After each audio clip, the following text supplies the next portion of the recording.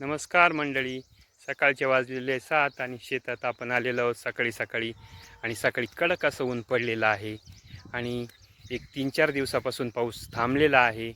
आणि शेती कामं करण्यासाठी शेतकऱ्यांची लगबग खूपच वाढलेली आहे. कारण बरेचसे शेतकऱ्यांच्या नांगरटी राहून गेलेल्या होत्या, शेती कामं राहून गेलेली होती आणि ते शेती कामं करण्यासाठी आता खूपच जोरदार अशी तयारी सुरू आहे.